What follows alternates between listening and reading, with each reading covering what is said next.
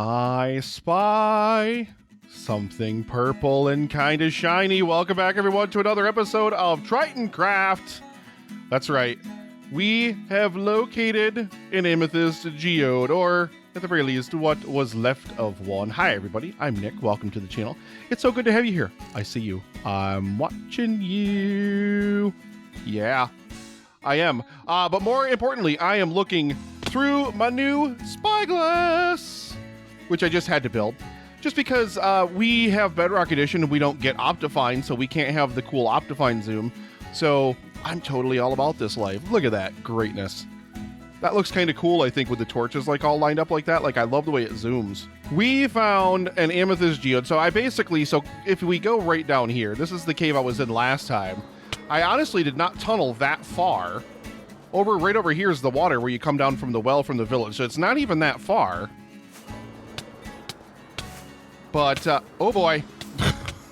We dipped right into the lava there.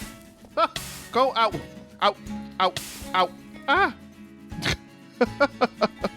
But yeah, so essentially, if you're not familiar with what an Amethyst Geode is, it's the magnificent Geode. Anybody remember that episode of The Simpsons where Martin brings a geode in for show and tell?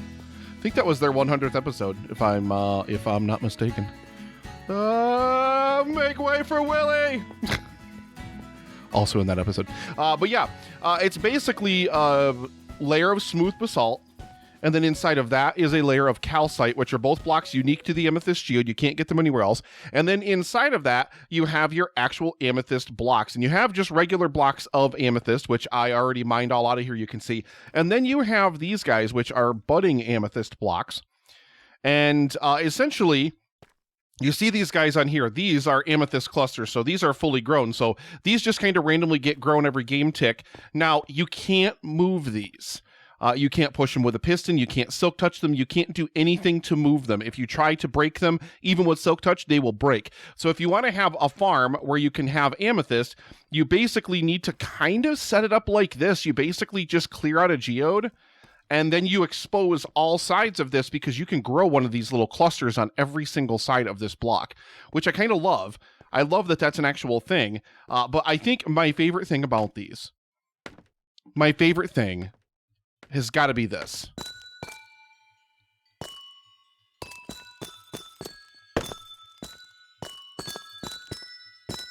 I love the just random chimes, like those random kind of crystalline chimes. It's so amazing. Now you can, if you want to, collect the smaller buds, like this one on top of here is just a little bud. It's not much to it. But, whoa, that was, woo. I apologize profusely. Wait, now I'm watching you again. Hey, put it down. Don't you dare click that next button. We got a lot of great stuff to talk about in this episode today. We got so much fun stuff. But yeah, these things basically, you fortune these bad boys. Bloop. Once they reach full maturity, that is, and I've been AFKing here for a while, so we've got a lot of these that are actually, I just love that sound. I cannot get over how cool that is. I love it so much. And all the, oh, nope, see, that one's not fully matured yet. This one is, though. Yeah, I desperately need to kind of collect all these things. So that way, I can have a lot of different amethyst blocks. I think I just accidentally broke one of the normal buds.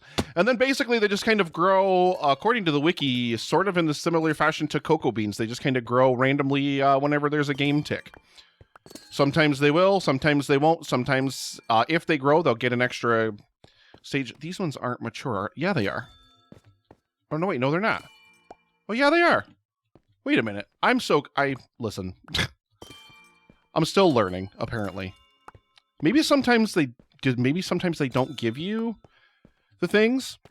But you can also, with Amethyst, you can make things like tinted glass, which I'm also super excited about. So it's glass, but light can't pass through it.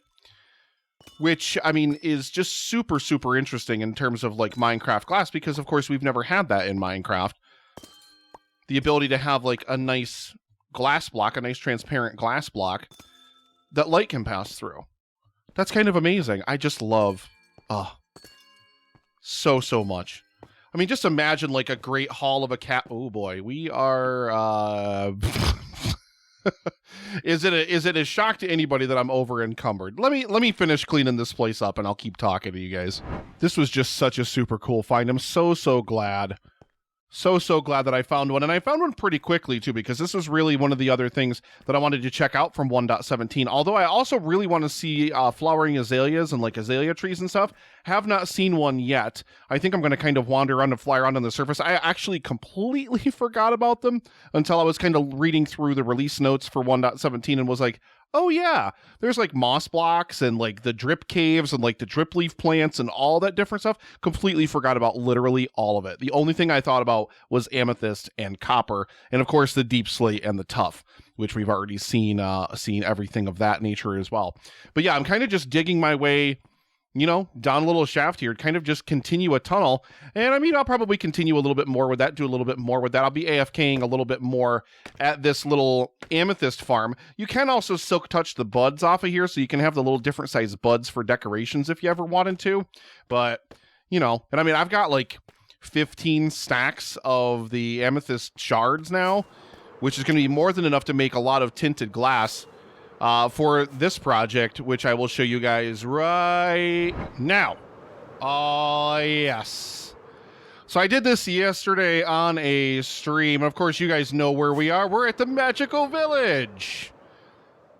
I know I did not visit this place in the last episode, frankly, because I was not sure 100% how I was going to get home from here.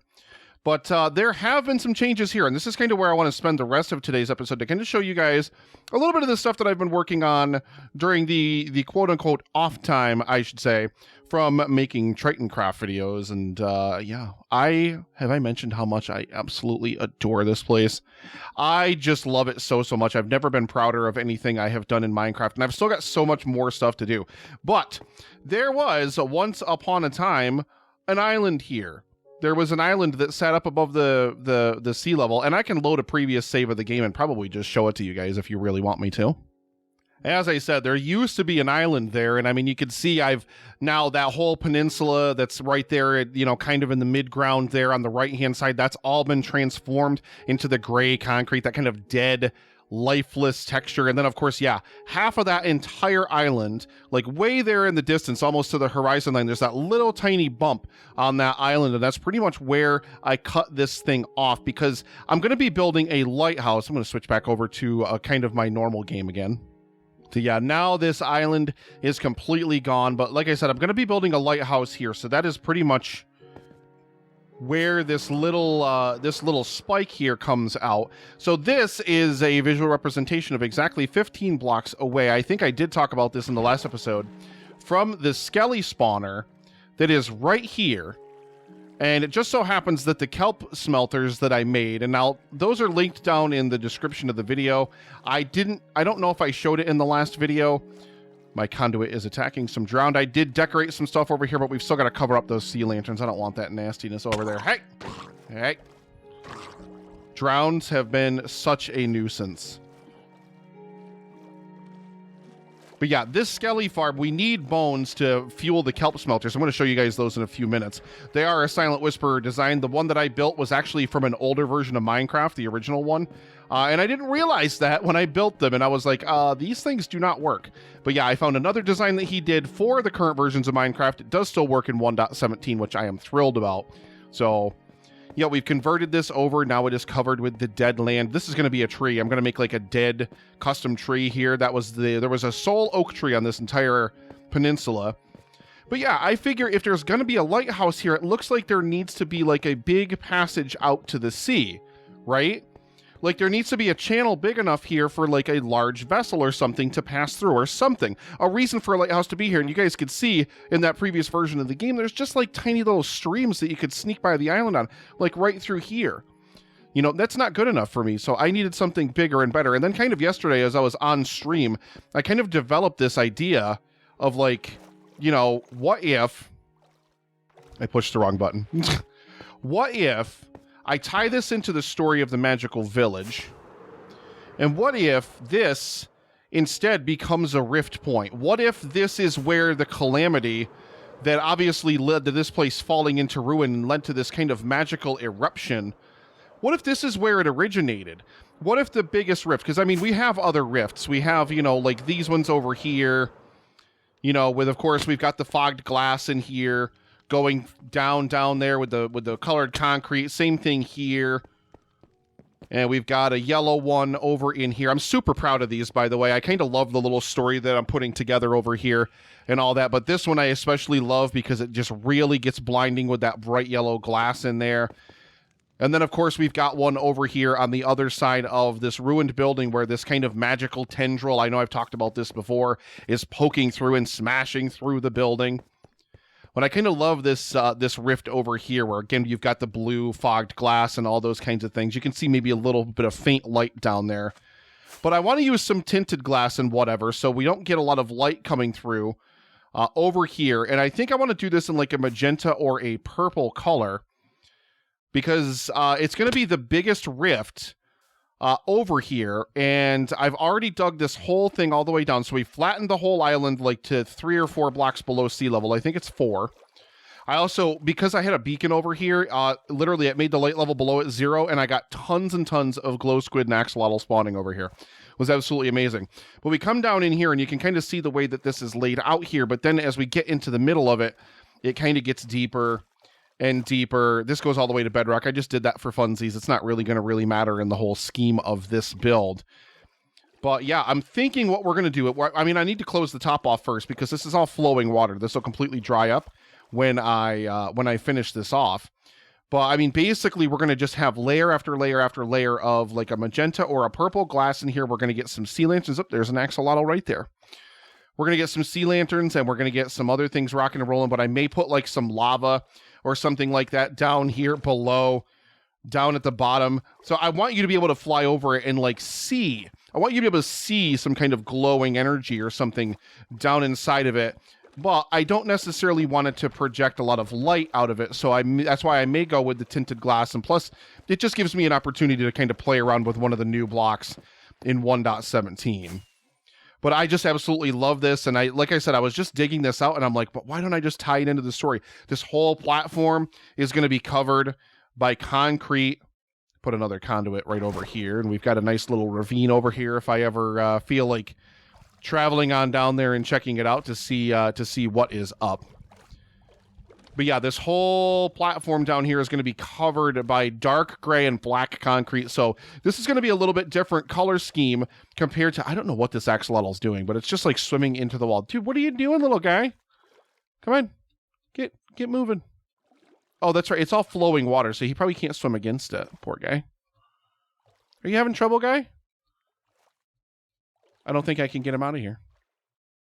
I don't think I can get you out, and buckets are not really helping to pick you guys up right now. Well, you can stay there. But yeah, so I mean, I love that idea. We're going to cover this whole thing is going to be quote unquote dead.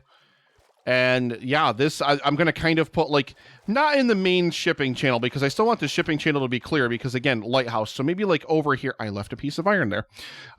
Maybe like over here or something. And then maybe like over there close to that continent, you know, just a couple of small things, just little underwater rubble or ruins, you know, maybe not necessarily like there weren't any buildings here or anything, but maybe just some kind of rubble, some kind of ruined area where we can see where, you know, it was destroyed whenever this, whatever it was. And I still have never determined if it's like an entity or just some kind of energy or whatever that ripped its way out of the ground whenever in the lore of this village. I just kind of love like just kind of piecing together the backstory of this village. And I mean, I know like we've got the magical energy, you know, cause the islands in the sky to rip out of the ground and to be lifted up into the sky as well. So I've got one other thing we've got to take. What is this down here? I've never seen this before. Oh, it's just one of these kind of little things. There's no way I haven't been in here before, right? Any treasures? There might be, but I'm not digging for them. There's my raid farm. I love having a rig that can handle a higher render distance, so you can see that thing like way in the distance. You could almost see it from the magical village. You can see it from some parts of it, but not all of it. But yeah, you guys are going to have to let me know what you think of that idea. I really, really love that. I love that I'm just going to be able to tie that whole aesthetic into the Magical Village aesthetic.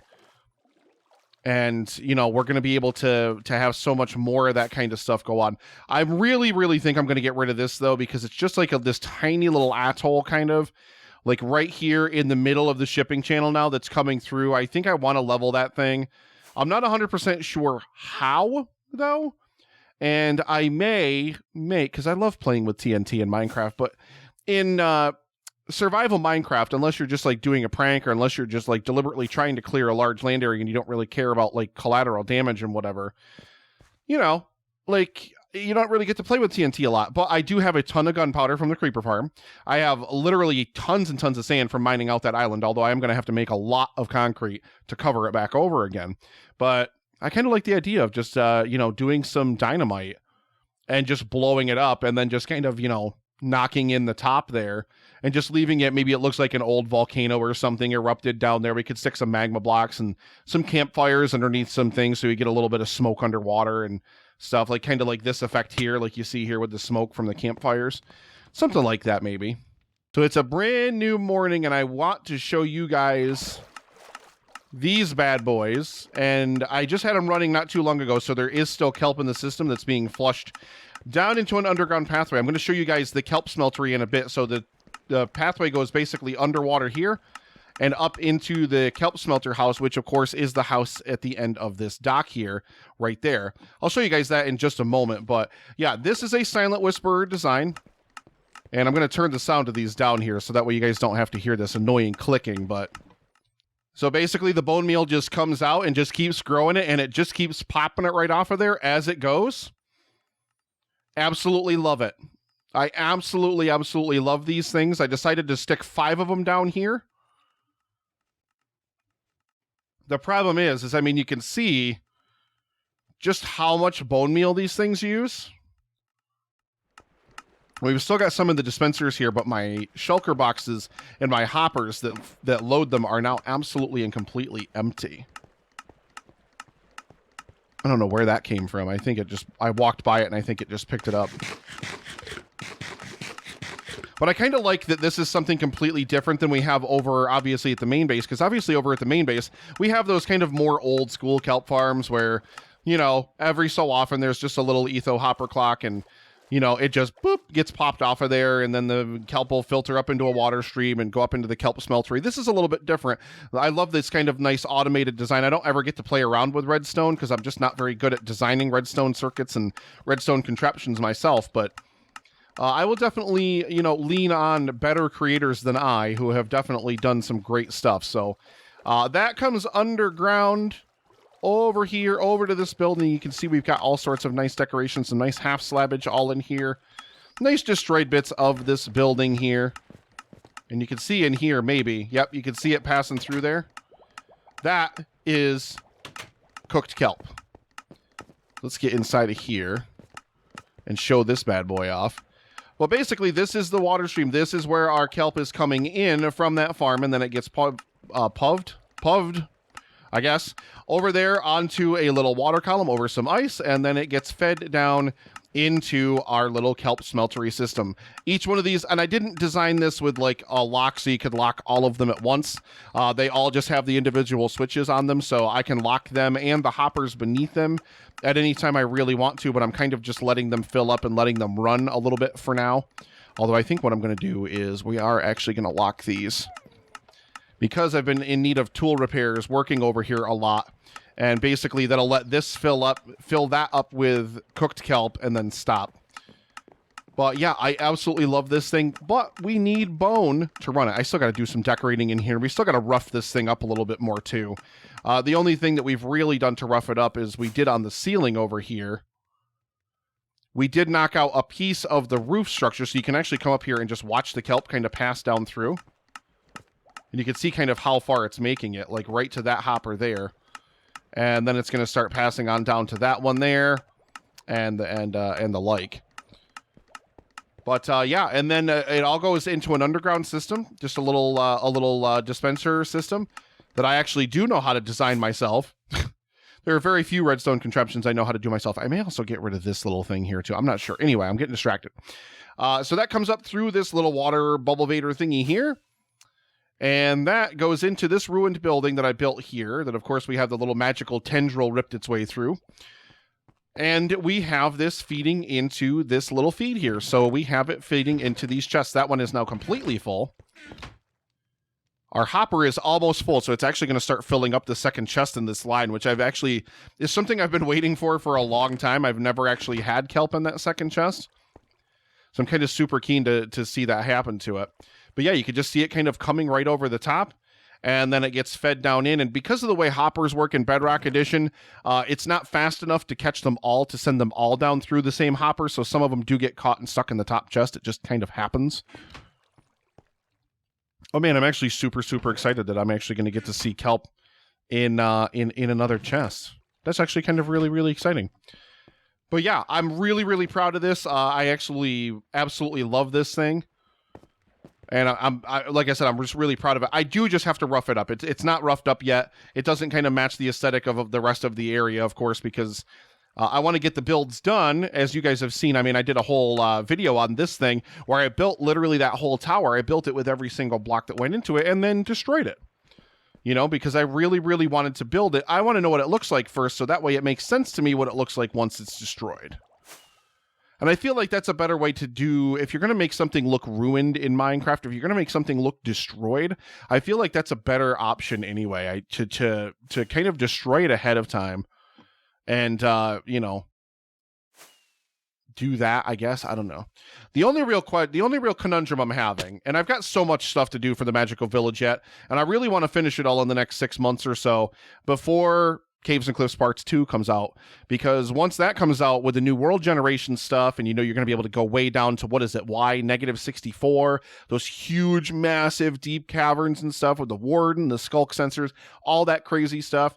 Like, I kind of want to start a new world when that happens, because I don't want to have to do what I did in this one, which is fly like 9,000 blocks away, and then I guess it depends on, like, really how is Mojang going to handle the changeover in the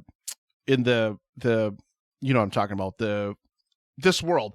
Like, this world, they're going to change the world elevation, like the maximum ceiling in the world, that doesn't matter. That doesn't change anything. But dropping out the bottom of the world to Y-64, like, right now it's at 0. Like, what do? Do they take the existing bedrock layer, like, they calculate per chunk, like all the bedrock blocks, and they just go whoop and pull it down? I just made a hand motion for those of you watching, and my Minecraft character does nothing, but if they go whoop like that, whoop.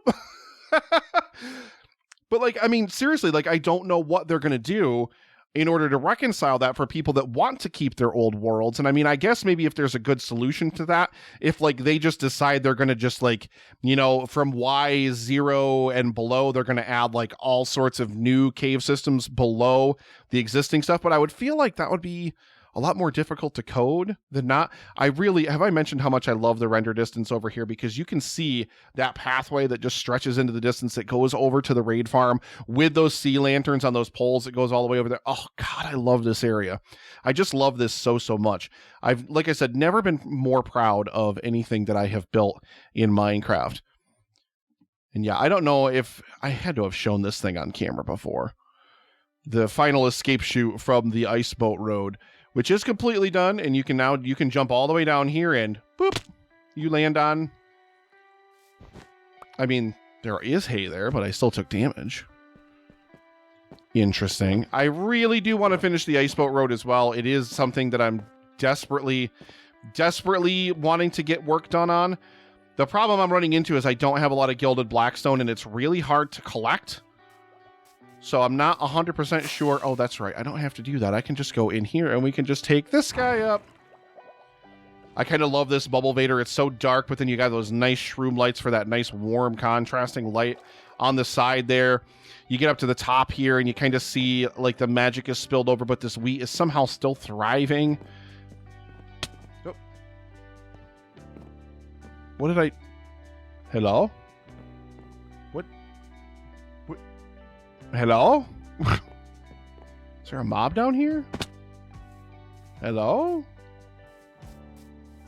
This is going to be the way into this building from this side eventually.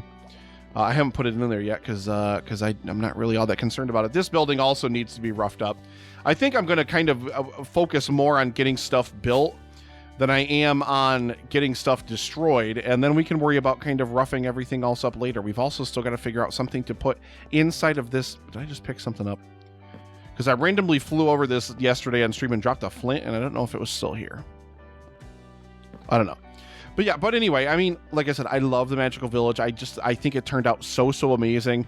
There is why can I see a sea lantern down there? I shouldn't be able to see a sea lantern. There must be a block that's missing down there or did not render or something. Why can I just see that? Maybe I just missed a block or something. I probably will never remember to put that back there. So say, somebody yell at me in the comments and say, hey, put a slab there. But yeah, I still got to put something in this building, like on the second story. Probably not on the third story. Like the third story, I like it kind of just being dilapidated and ruined. Like there's nothing left up here. Like it's all completely destroyed. The top of the building's all completely wrecked and ruined. But on the second floor, there's enough floor space. Like, I mean, you guys remember the video when I threw my sword at a creeper and then it blew up and killed all my cows and stuff. So yeah, not one of my prouder moments in Tritoncraft. But yeah, I'm pretty sure that is going to just about do it for this video. You guys will have to let me know what you think of my idea to build this rift over here underneath the ocean. I am kind of really in love with the idea. Just imagine that, but with like a nice kind of purple glass underneath it to kind of offset it. And we'll have some lava, like I said, under there. So it'll be really bright, but it won't pass any light through because we'll use that nice tinted glass. So yeah, you guys will just have to let me know what you think. Please make sure you like the video if you like the content. Make sure you subscribe to the channel if you are new. And don't forget to ring that bell so you are notified whenever I release new videos. I love you, beautiful faces. I hope you are doing absolutely amazing. Thank you so much for all of your incredible support. And I am back, baby. I love being back, and I love recording episodes of Tritoncraft. So I hope that you will join me in the next one. Bye. Oh god. Oh, I thought it was way lower. I thought I was so much lower. Oh, see you guys next time.